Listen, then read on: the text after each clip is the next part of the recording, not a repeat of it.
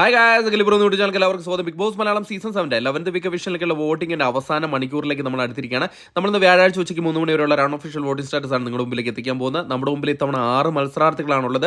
6 പേരുള്ളത് കൊണ്ട് തന്നെ ഇത്തവണ ഒരാളായിരിക്കും പോകുന്നത്. നാളെ ലാലേട്ടൻ്റെ ഷൂട്ട് കഴിയുമ്പോൾ തന്നെ ആരാണ് പുറത്തു പോയതെന്ന് വ്യക്തമായ വിവരം ലഭിക്കും.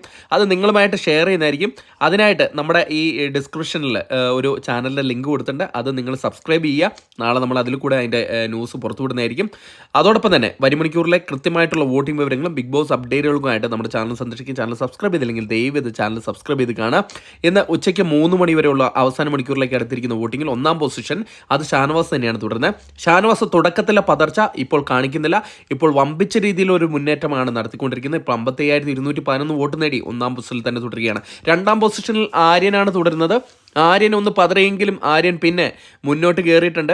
നൂറയൊക്കെ അട്ടിമറിച്ചുകൊണ്ട് 2ാം പൊസിഷനിൽ വന്നതിന് ശേഷം പിന്നിലേക്ക് പോയിട്ടില്ല. ഇപ്പോൾ 54,109 എന്ന നല്ലൊരു വോട്ട് നേടി ആര്യൻ 2ാം പൊസിഷൻ തന്നെ നിലനിർത്തിയിരിക്കുകയാണ്. 3ാം പൊസിഷനിൽ അക്ബർ അട്ടിമറി നടത്തി മുന്നോട്ട് വന്നിരിക്കുകയാണ്. അക്ബർ നല്ലൊരു പ്രകടനമാണ് ഇപ്പോൾ വോട്ടിങ്ങിൻ്റെ അവസാന മണിക്കൂറിൽ കാഴ്ചവെച്ചുകൊണ്ടിരിക്കുന്നത്. നൂറയെ അട്ടിമറിച്ചുകൊണ്ടാണ് തൻ്റെ 3ാം പൊസിഷൻ തിരിച്ചു പിടിച്ചത്. 53,433 വോട്ടോട് കൂടി 3ാം പൊസിഷൻ നിലനിർത്തിയിട്ടുണ്ട്. 4ാം പൊസിഷനിൽ നൂറ് തള്ളപ്പെടുകയാണ് ചെയ്തിരിക്കുന്നത്.